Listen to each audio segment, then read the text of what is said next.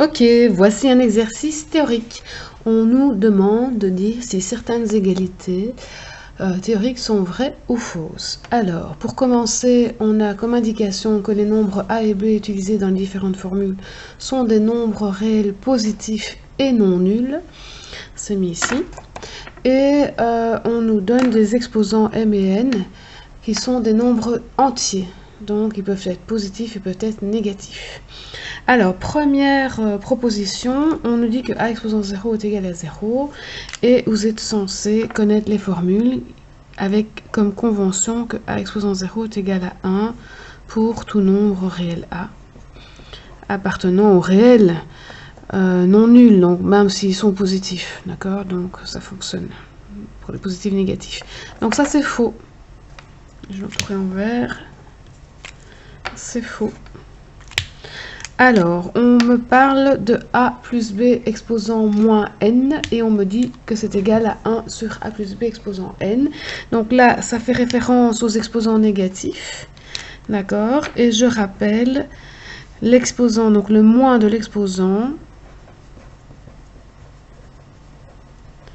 signifie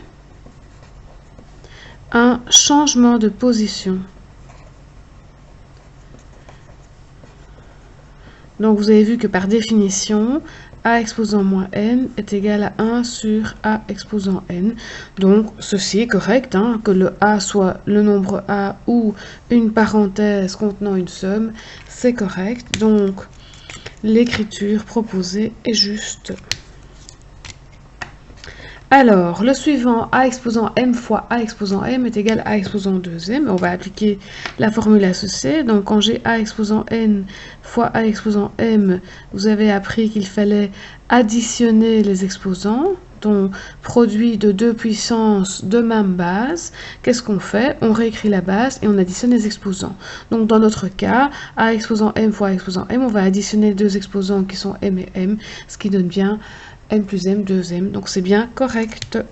C'est juste pour le troisième. Ensuite, on multiplie a exposant m et b exposant m. Alors ça vient d'une formule qui dit que quand j'ai un produit avec plusieurs facteurs qui subissent tous le même exposant, alors chaque élément du produit subit cet exposant. Donc voilà la formule associée. Et donc ici, non, ce qu'il aurait fallu mettre, ce n'est pas exposant 2m, mais simplement exposant m. Donc c'est faux. Ensuite, le suivant. Alors ça, jusqu'ici, vous saviez tout faire si vous étiez en 3e secondaire ou au collège en France. Pour celle-ci, en général, c'est une formule qui est vue ou en 5e ou en 6e quand on aborde les probabilités. Et donc, on voit le binôme de Newton dans l'analyse combinatoire. Donc, on va montrer qu'un exemple que ça ne fonctionne déjà pas. D'accord? Donc, c'est supposé fonctionner pour tout réel, pour tout exposant. Ben, prenons l'exposant 2. D'accord? Donc, je vais prendre a plus b au carré. Et ça, vous connaissez le produit remarquable. C'est a carré plus 2ab plus b carré. Et donc, on voit bien que ce n'est pas égal à a carré plus b carré. Donc, on peut dire que c'est faux. Donc, on a ici utilisé un contre-exemple.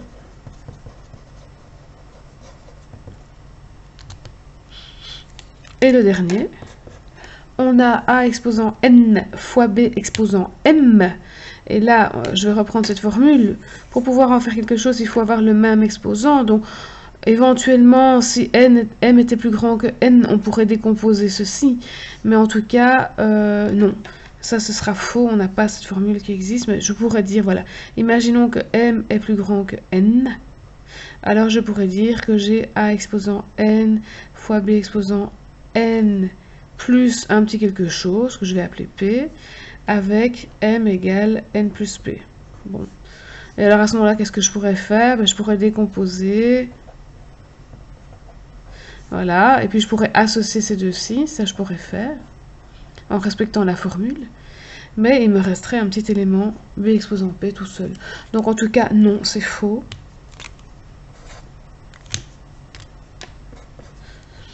Voilà.